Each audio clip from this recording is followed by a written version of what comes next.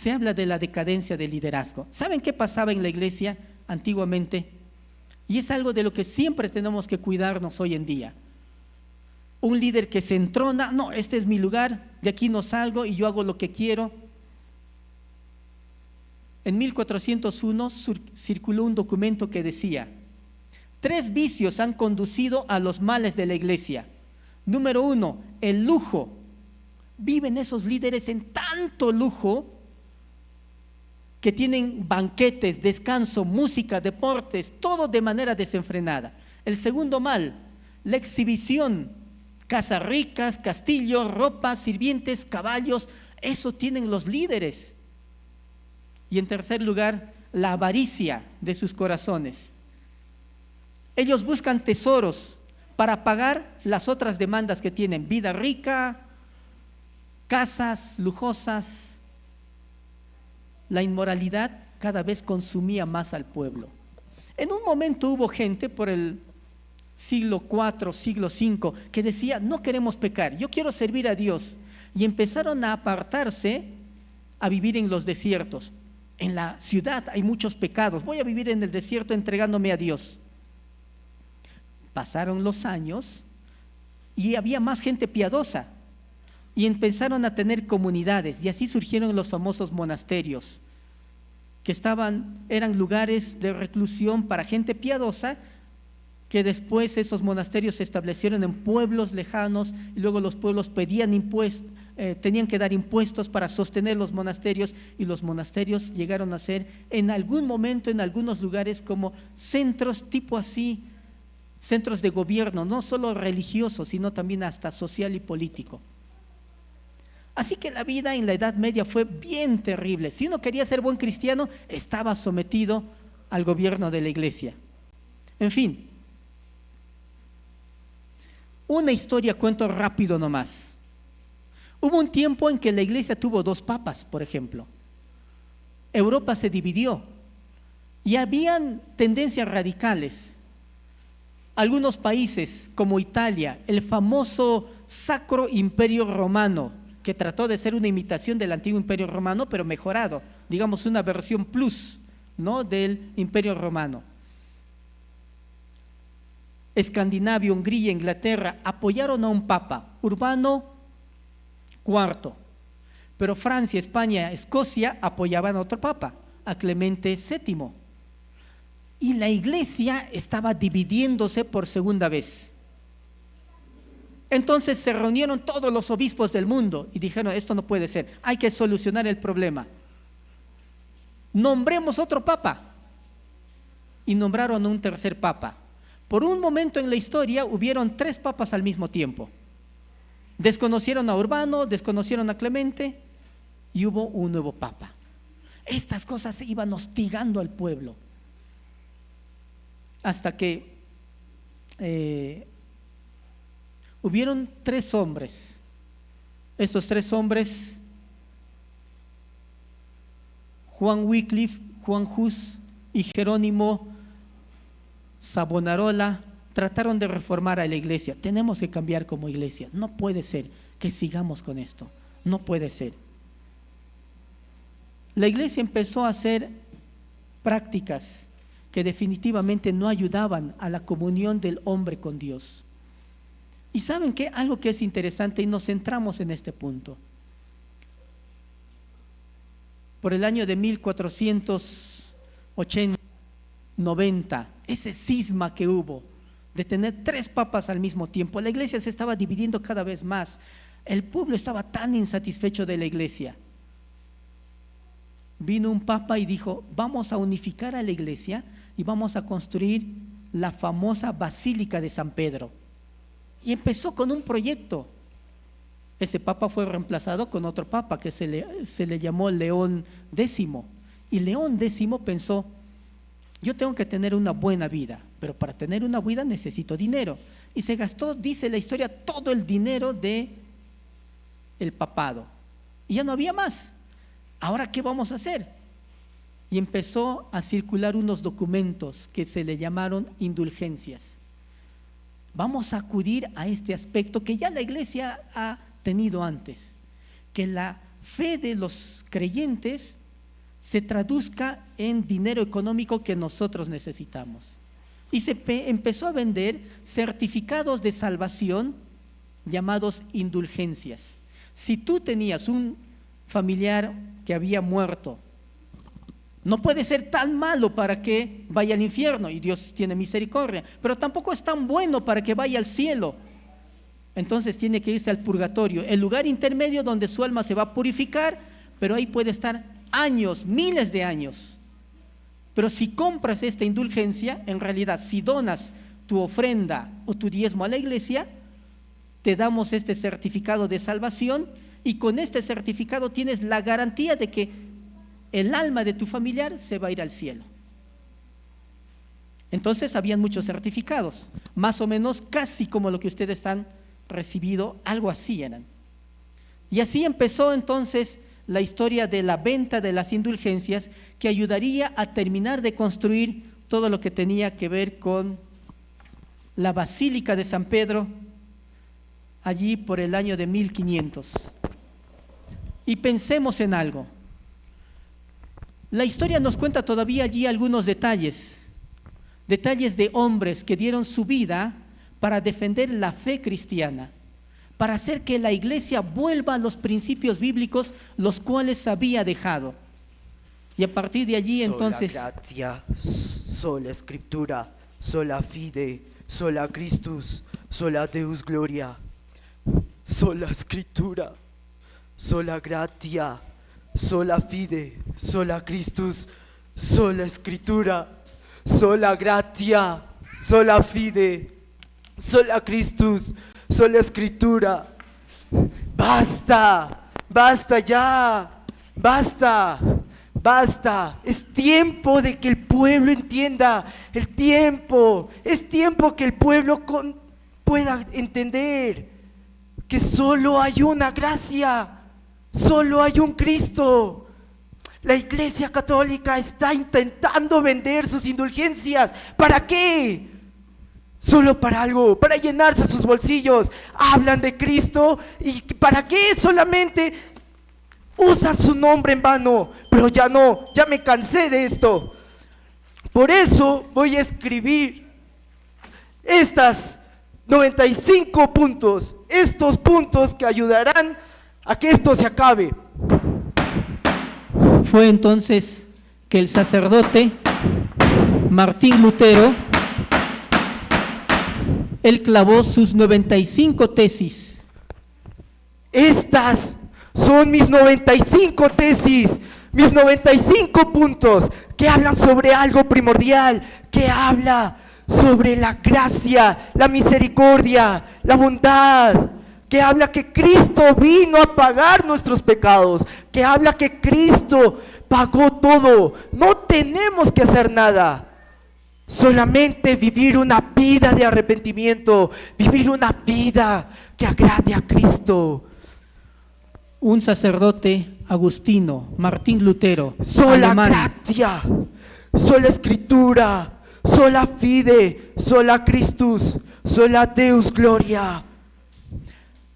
se puso de pie y trató de cambiar el rumbo de la iglesia.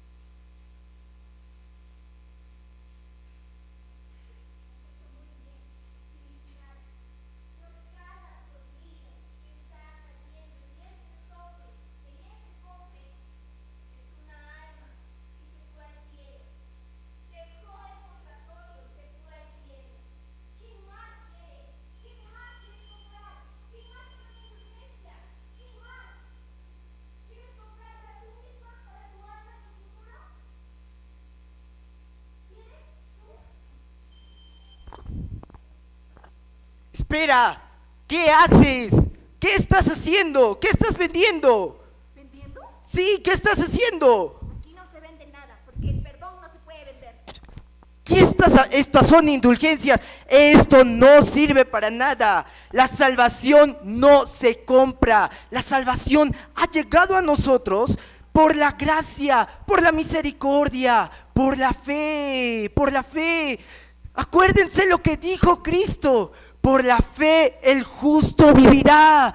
Por la fe, por su santa misericordia. No necesitamos estar pagando moneditas. No necesitamos estar escuchando chi, chi, chi. Nada, solamente es fe. Necesitamos la misericordia de Dios. No necesitamos nada más. No es necesario pagar indulgencias. ¿Para qué? ¿Para qué?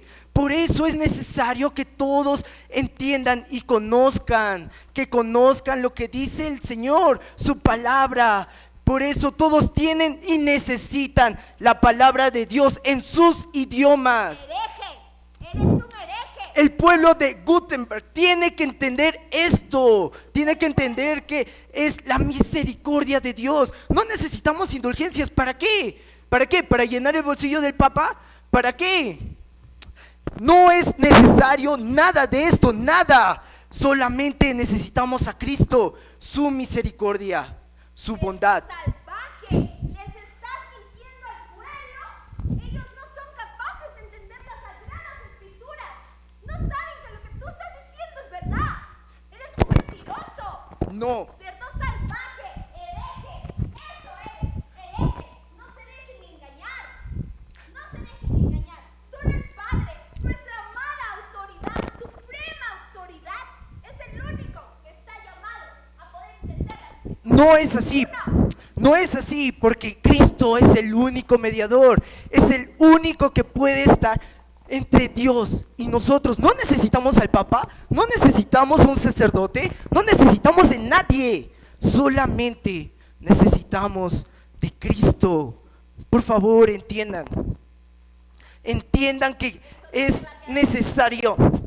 No es necesario pagar nada, no es necesario hacer penitencia, no es necesario tener sufrimiento, no es necesario hacer nada. Se los aseguro, ya lo he intentado todo. He intentado que mi cuerpo se desgarre lo más posible. La misericordia de Dios está al alcance nuestro.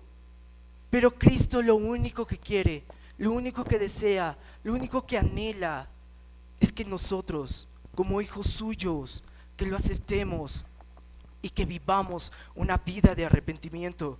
No es necesario pagar indulgencias porque Él pagó todo. Su misericordia abunda sobre nosotros. No es necesario hacer nada, ni siquiera hacer buenas obras. Se los aseguro, si hay algo que podamos hacer, si hay algo que se puede hacer, ya lo he intentado. Incluso he tratado de tener el sufrimiento más grande, como dormir en la nieve. ¿Se imaginan qué es eso? Es sufrimiento puro. El sufrimiento, lo que dice la Santa Iglesia, no es verdad, no es verdad. Lo único que tenemos que hacer es su misericordia, su verdad.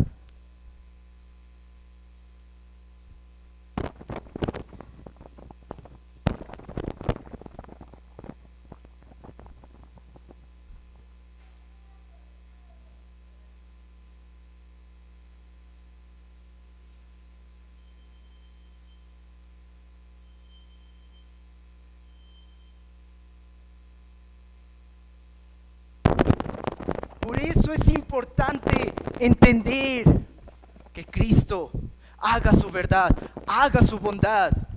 Él ya pagó todo. No es necesario hacer nada. No es necesario hacer nada. No es necesario hacer absolutamente nada. Solo su verdad.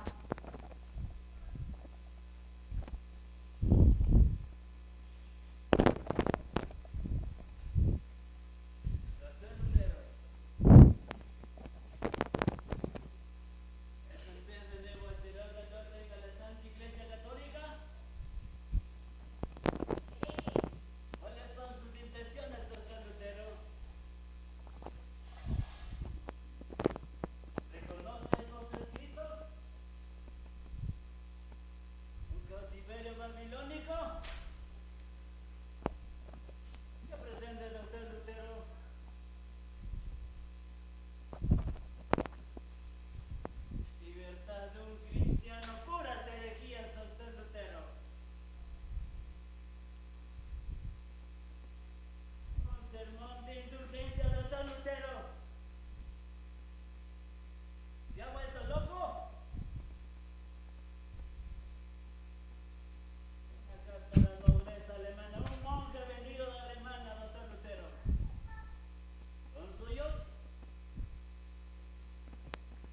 siguiente. Cada uno de mis escritos,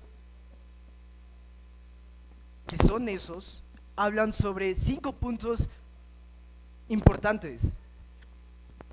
Sola Escritura, sola gratia, sola fide, sola Christus y soli Deus gloria. Hablan sobre esos 5 puntos. Creí que me fue llamado para hablar sobre mis escritos que había hecho. ¿Por qué? Porque son ideas que creo que son fundamentadas en la palabra de Dios y basados en la escritura, sagrada escritura de Dios. Doctor Lutero, ¿cree que con estos escritos Aquí también tiene otras herejías que ha clavado y ha venido a levantar desorden en este pueblo.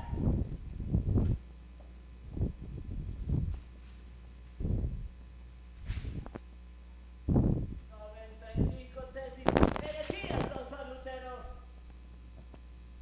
Escribiendo estas cosas, ¿usted piensa cambiar la santa doctrina que nosotros, la Santa Iglesia Católica, enseñamos? ¿Cuáles son sus intenciones, doctor Lutero, un hombre erudito como usted? Quemen esas herejías. Ahora mismo quémenlas. Doctor Lutero, nosotros enseñamos a este pueblo la fe fundamental en Cristo Jesús y que los santos apóstoles, ¿acaso es usted mejor que el apóstol Pablo y el apóstol Pedro? Doctor Lutero, esta gente ignorante no necesita más libros. Nosotros tenemos a la Santa Biblia, la palabra de Dios.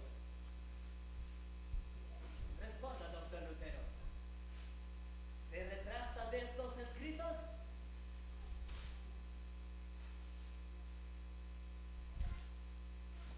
Por favor, necesito un tiempo para pensar, un tiempo para meditar y un tiempo para orar a Cristo, porque es que, para ser honestos, son tantos escritos, tantos puntos, que necesito reflexionar sobre esos. Se lo suplico, por favor.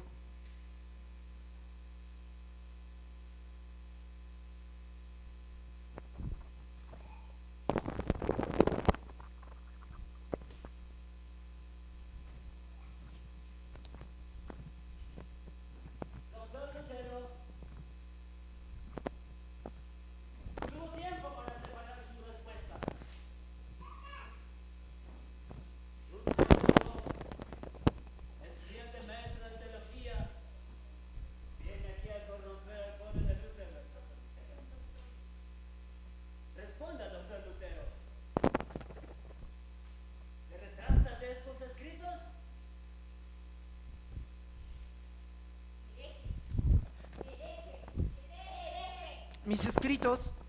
Mis escritos hablan, como lo mencioné, 5 puntos vitales importantes. Y sí, mi idea, mi deseo y mi anhelo no es cambiar, no es dividir a la iglesia, generar. Lutero, no está respondiendo mis preguntas. He sido claro y directo, doctor Lutero. Usted tiene que saber responder al pueblo. Ante este concilio, ante los príncipes, doctor Lutero, usted está viniendo a faltarle respeto y a corromper la doctrina, la santa doctrina que nosotros le enseñamos a este pueblo. Responda, doctor Lutero. ¿Se retracta o no se retracta, doctor Lutero? Mis escritos hablan sobre una sola escritura, que Cristo dio su revelación a través de su palabra de Dios, dio una sola gracia, una sola gracia.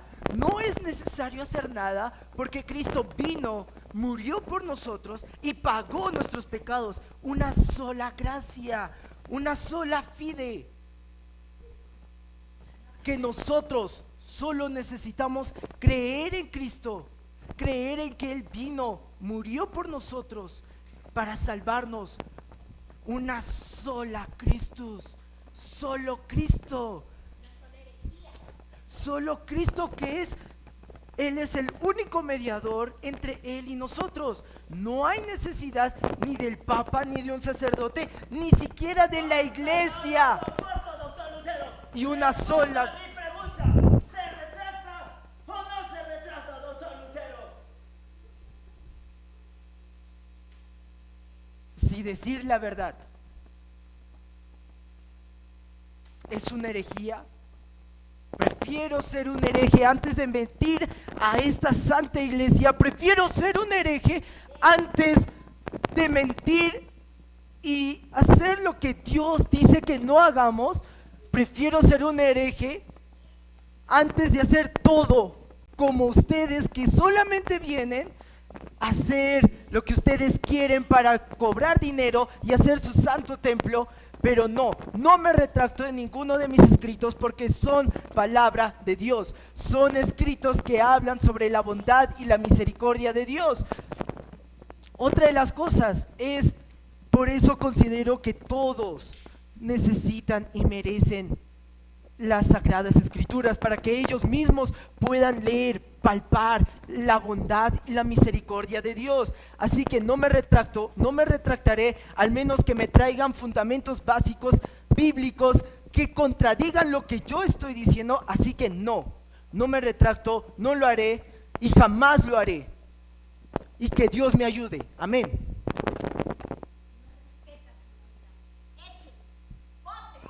Miserable cerdo asqueroso hereje.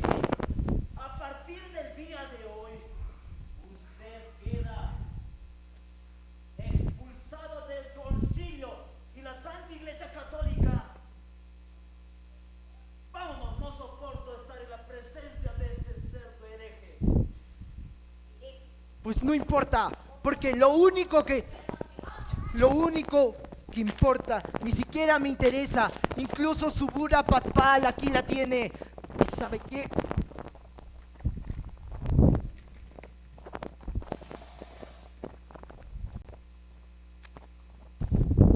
Ahí tiene su bura papal.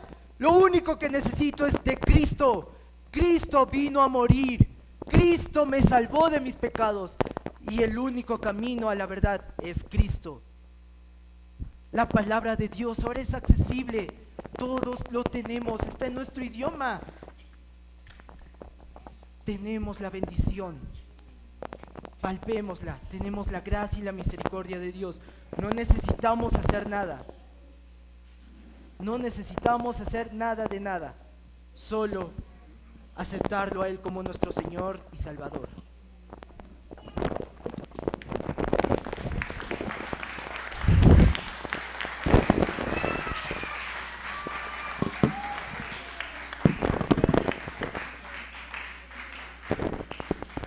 Algo que cambiaría mucho la historia sucedió en el año de 1517. Un monje, un sacerdote, se metió a estudiar teología y fue profesor de la universidad.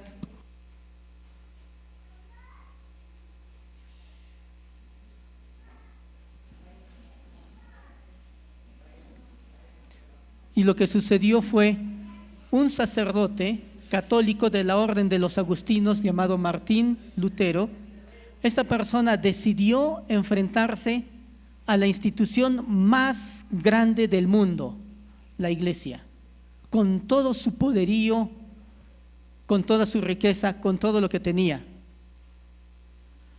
¿Por qué?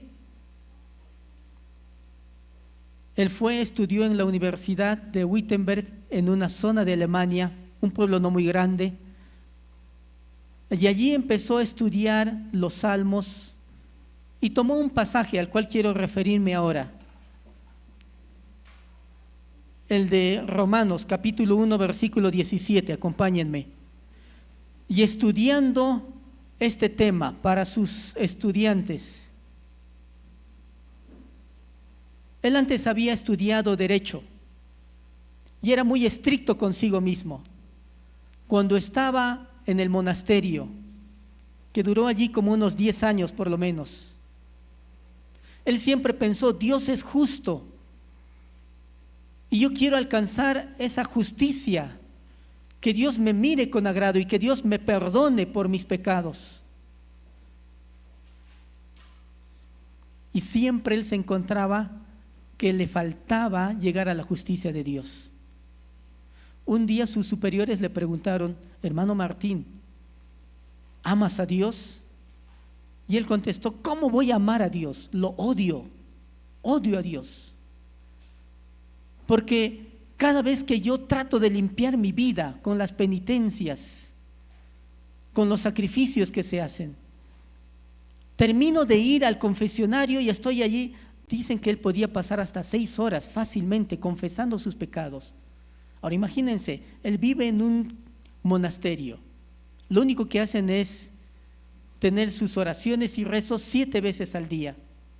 Y luego hacen quehaceres para el mantenimiento del monasterio. ¿Qué pecados puede cometer allí?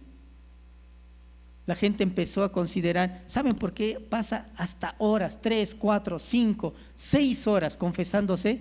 Porque este hombre no quiere trabajar, quiere evadir sus responsabilidades. Pero no era así. Antes él había sido un buen estudiante de leyes y para él la justicia era enviada del cielo y el hombre tenía que satisfacer esa justicia. En eso lo entrenaron, así aprendió, y lo único que tenía que hacer era hacer obras para que Dios lo perdone y le salve. Y él entonces por eso decía: yo odio a Dios, porque es un Dios tan severo, tan recio, que no me perdona ni siquiera nada, y yo no puedo alcanzar esa justicia que él tiene. Por eso su tutor le dijo: mira, tú estás complicándote mucho la vida, no puedes vivir en paz. Te voy a mandar a estudiar, vete a estudiar teología. Ya está la universidad pequeña, pero que necesita de buenos estudiosos. Y se fue a estudiar a un pueblo poquito más chiquito de donde él estaba. Estudiante, se graduó como doctor en teología, se convirtió en profesor de la universidad y estudiando la palabra de Dios para enseñar. Ahora él ya no tenía tanto tiempo como en el monasterio. Llegó a este pasaje de Romanos, capítulo 1, versículo 17. Piedra angular para el pensamiento de este sacerdote Agustino. Romanos capítulo 1, versículo 17 dice: porque en el Evangelio la justicia de Dios se revela por fe y para fe. Como está escrito: mas el justo por la fe vivirá. Y para él dice que cuando encontró este pasaje fue como nacer de nuevo. El justo no tiene que comprar nada. Uno alcanza la justificación de Dios no porque es bueno, no porque se merece algo, vive por fe.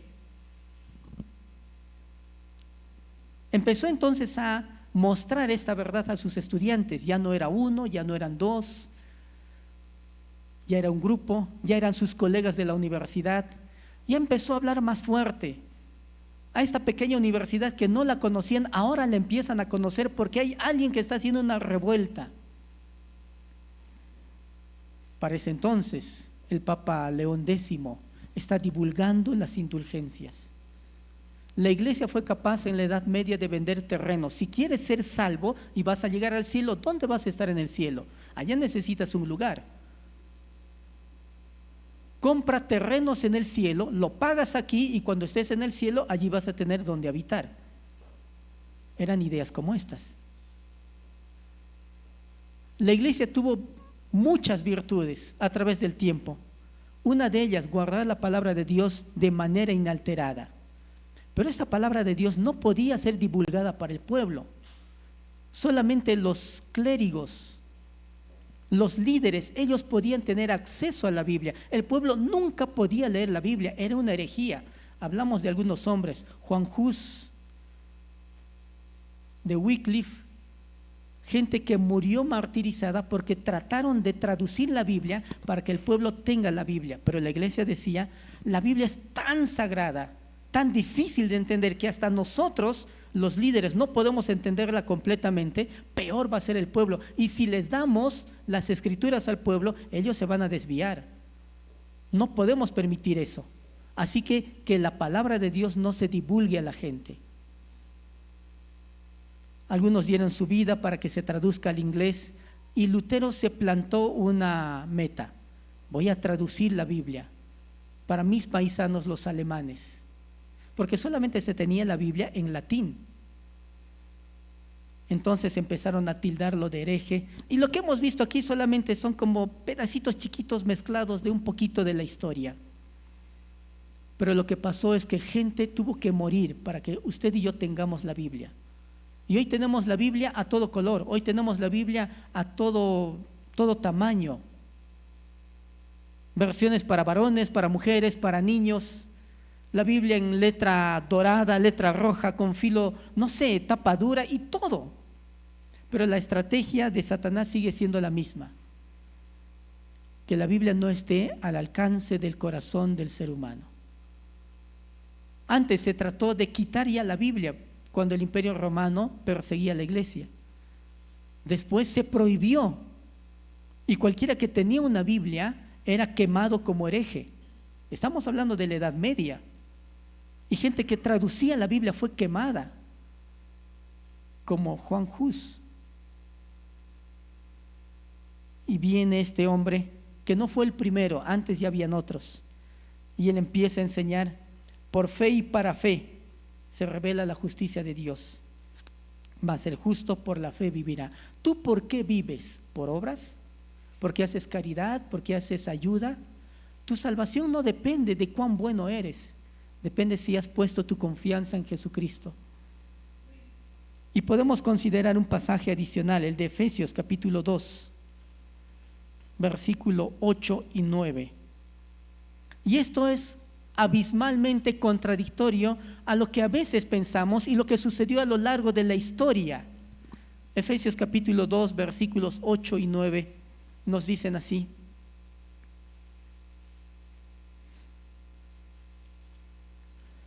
porque por gracia sois salvos por medio de la fe. Y esto no de vosotros, pues es don de Dios, no por obras, para que nadie se gloríe. Usted y yo podemos alcanzar la salvación solo por un punto: gracia de Dios, perdón de Dios. Usted y yo no tenemos que hacer obras. La historia nos dice que la iglesia no se reformó con el movimiento o con lo que intentó hacer Martín Lutero, y él nunca quiso hacer una revuelta. Lo único que quiso hacer es: soy profesor de teología, quiero enseñar a mis estudiantes y veo que hay una mala práctica, hablemos con los líderes. La práctica de poner sus tesis allí en la puerta de la iglesia donde él estaba pastoreando, del palacio de Wittenberg, en el pueblito pequeño de Alemania, era para que todo el mundo pueda leer cuál era, digamos así, su postulado, sus ideas, sus tesis, y luego él, que sea llamado a un debate: a ver, voy a explicar mis ideas, voy a explicar lo que he encontrado, las nuevas enseñanzas, que en realidad no son nuevas, es lo que ya la iglesia practicaba desde el siglo I. Era lo que los valdenses estaban practicando, eran lo que otros hombres practicaban. Y él pensó: tengo que explicar a los demás, hablar con los líderes, con el obispo, tengo que hablar con los cardenales. Pero nunca le dieron lugar. Más bien establecieron un juicio, y en el juicio lo condenaron. Con el tiempo lo quisieron matar, con el tiempo lo buscaban, tuvo que ocultarse, tuvo que vivir refugiado, y así entonces pudo hacer la traducción finalmente del Nuevo Testamento para los alemanes.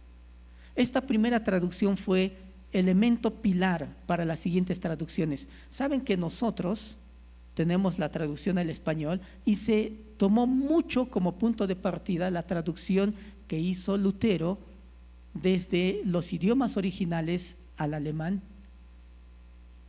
Y así ya se tenía la traducción al inglés por los ingleses, al alemán, y poco a poco la palabra de Dios se fue difundiendo por toda Europa. Se dice que en un mes esas 95 ideas o 95 tesis, 95 postulados que Lutero tuvo a bien formular en contra de las indulgencias, en contra de esa venta de certificados de salvación. En un mes ya estaba dentro de toda Alemania. Y en un año toda Europa ya tenía las 95 tesis. Otros empezaron a considerar y a leer y a comparar lo que decía esto con la palabra de Dios, porque ya empezaron a circular traducciones de la Biblia clandestinamente.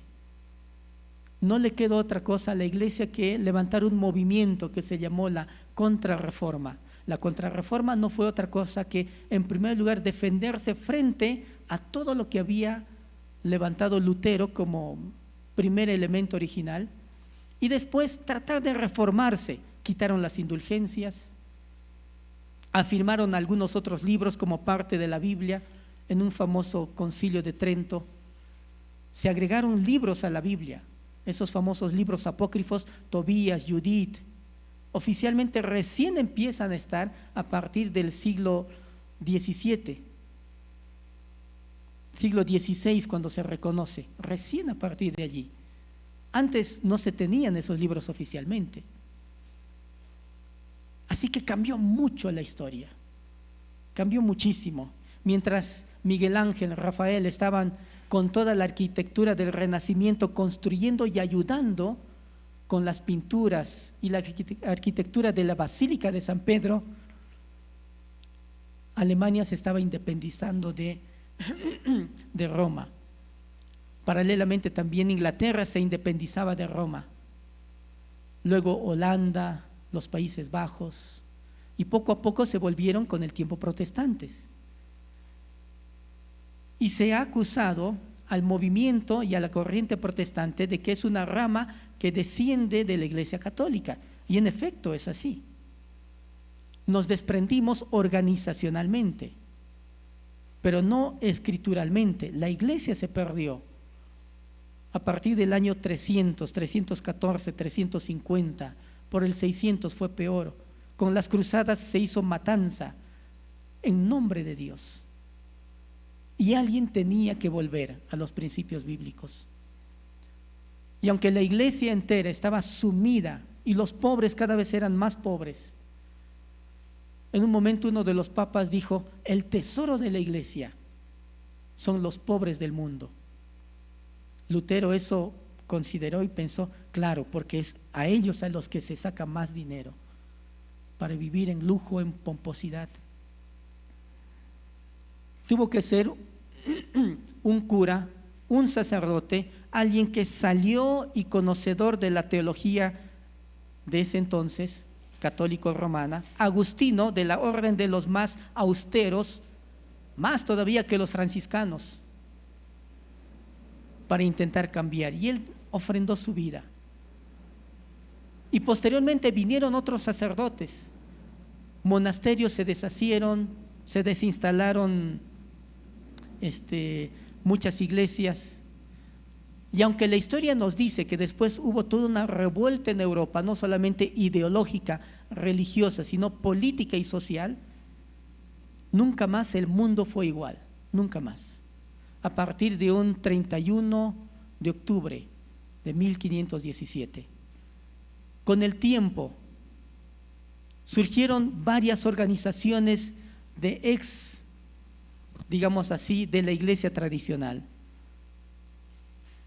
Sacerdotes, monjas, y armaron sus propias comunidades. Se les llamaron protestantes.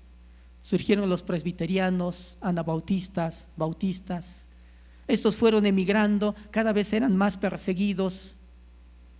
Los nuevos pueblos que creían ahora en la palabra de Dios y que retomaron la palabra de Dios porque ya podían leer, eran perseguidos. Otros se levantaron y hubieron luchas con el tiempo. Protestantes contra católicos, católicos contra protestantes.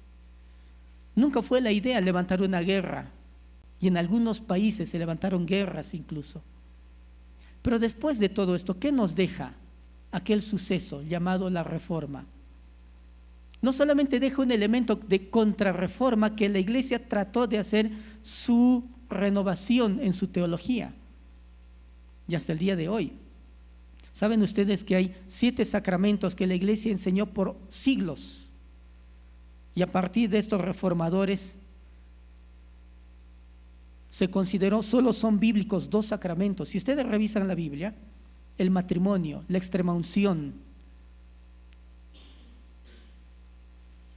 y otros sacramentos más no se encuentran en la Biblia, solo 2, a lo que se le llama la Santa Cena o la Eucaristía, que es básicamente lo mismo, y segundo, el bautismo. Los demás no los encontramos como prescripción. El Señor Jesús dijo: haced esto en memoria de mí. Es una ordenanza, algo que la iglesia tiene que practicar. Por eso practicamos la Santa Cena, ¿no? Haced esto en memoria de mí. Y el bautismo: id a toda criatura y bautizarlos en el nombre del Padre, del Hijo y del Espíritu Santo. Es la tarea de la iglesia. Las otras no. Fueron elementos como estos. Antes la gente, si quería ser salva, tenía que comprar sus certificados de salvación. Si no tenía dinero, no podía tener salvación. Y la iglesia era dueña de la vida espiritual, de la vida social y del destino de toda persona. La Reforma trató de defender un elemento: no necesitamos a nadie para ser salvos, solo a Jesucristo. No necesitamos ni iglesia protestante, ni iglesia tradicional, ni iglesia católica, ni ortodoxa. Necesitamos a Cristo Jesús en nuestro corazón. Eso es lo que necesitamos. Creer en Jesús, que Él murió en la cruz por nosotros. Por eso allí va a encontrar en esta página de periódico que la tienen ahí circulando, estas 5 solas que con el tiempo se fueron formando. Solo fe, por solo gracia somos salvos. Solo la Escritura, ya no los edictos papales, ya no los gobernantes que nos digan cómo tiene que ser nuestro corazón. Solo fe, solo gracia, solo Escritura, solo Cristo Jesús, ya no un sacerdote. Y todo para la gloria de Dios. Saben, estos son valores que se han perdido con el... Este 31 de octubre se conmemora un año más, 508 años de aquella acción de clavar las tesis sobre la puerta de la iglesia. Claro, la cerraron la puerta, nunca le quisieron dar lugar para que él enseñe la palabra y predique, y lo trataron como hereje. Hermanos, si ser protestante nos lleva a la salvación con gusto y con ganas, seremos protestantes. Protestantes ante un sistema equivocado. Pero hoy no se trata de tirar la piedra, hoy se trata más bien de ver hitos en la historia que el Señor tomó, y así como hubieron hombres que ofrendaron sus vidas a través del tiempo, como los apóstoles siendo crucificados, los profetas siendo aserrados, partidos a la mitad por predicar la palabra de Dios, todavía hubieron con el tiempo otros mártires, como Hus, como Wycliffe, como Lutero, personas tal vez como Zwinglio, que trataron de cambiar la historia de la iglesia para que el pueblo conozca la verdad.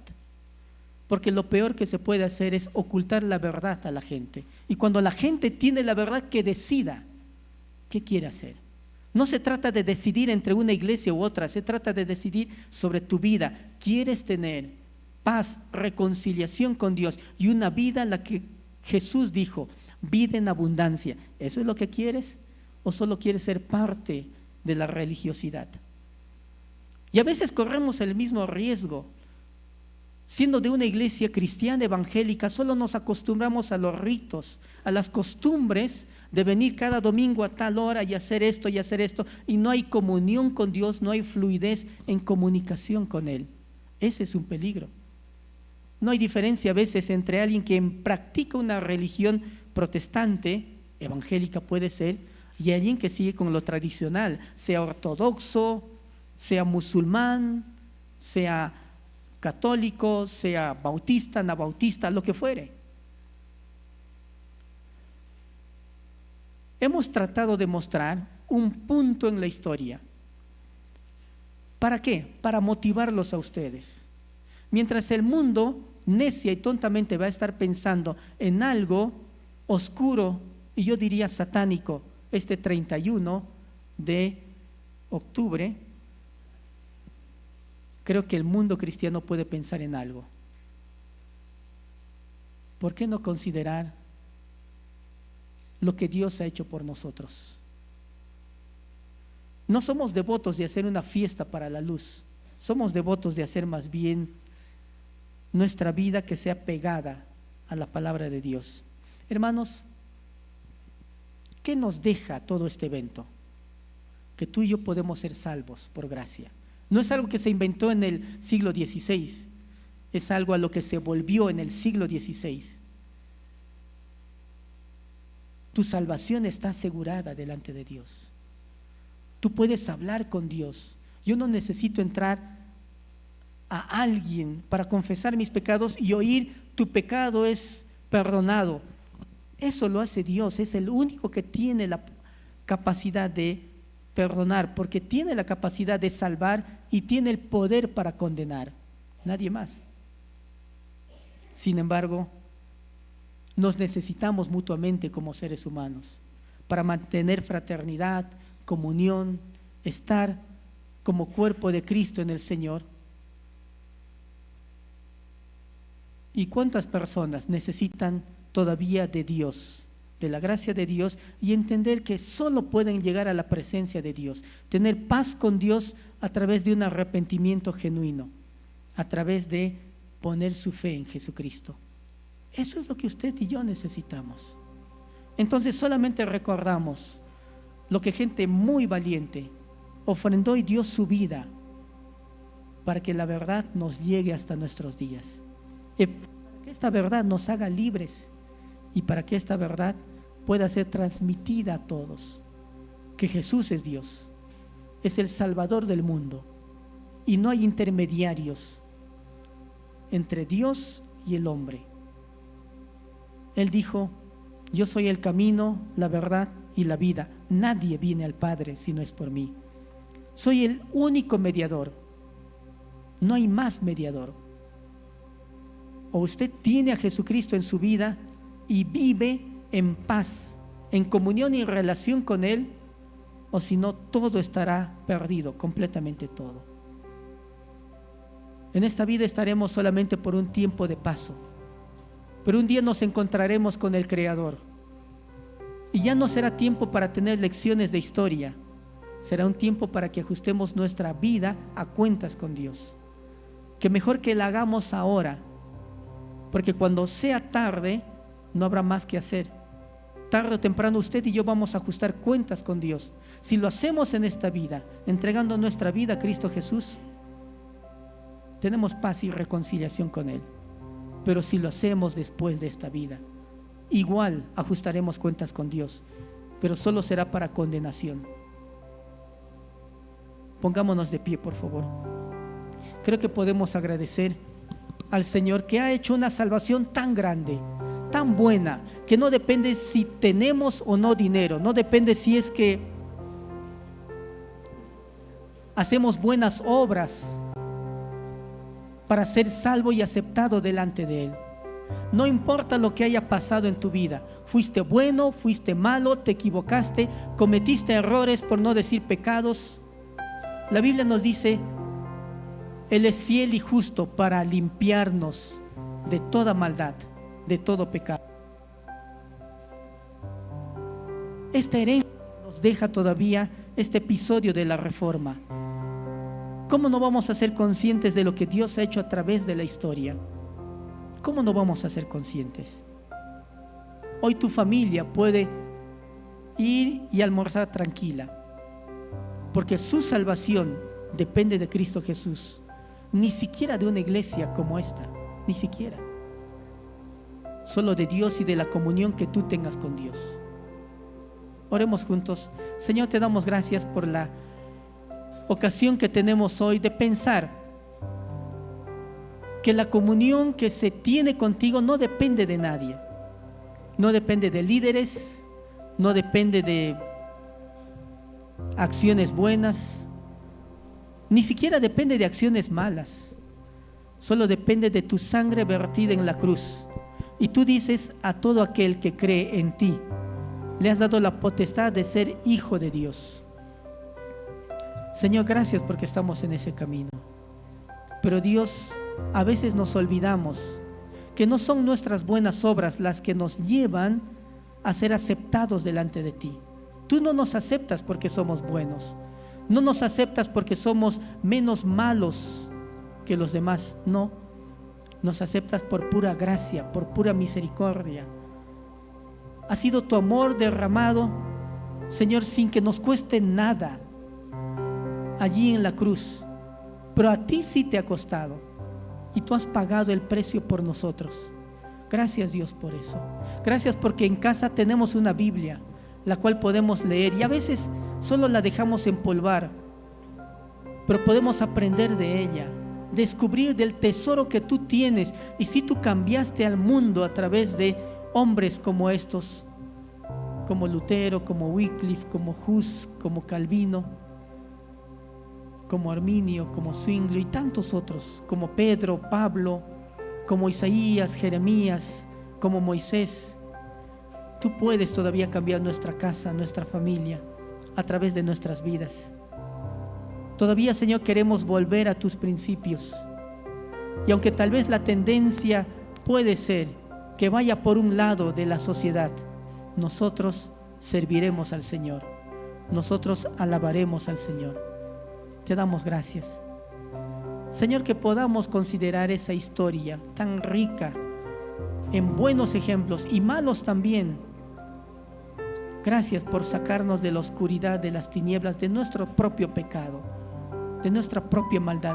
Y la verdad es que no fuimos mejores que la gente que estaba en el tiempo medieval, ni somos mejores que otros hoy en día.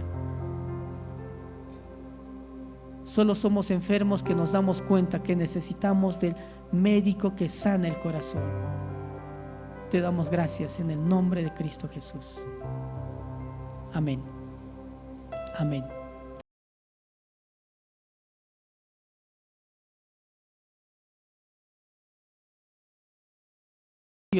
Hay películas, dibujos animados, hay material suficiente, está lleno el mundo sobre este tema. Busque, indague usted la historia, busque con sus propios medios, bajo sus propias fuentes, ¿cómo fue realmente? La motivación de la iglesia ha sido que usted no olvide la historia y que pueda considerar qué nos deja la historia para nuestra vida hoy. Un pueblo que olvida su historia está confinado otra vez a repetir el mismo error, por no decir el mismo pecado. Cantemos juntos, demos gracias al Señor.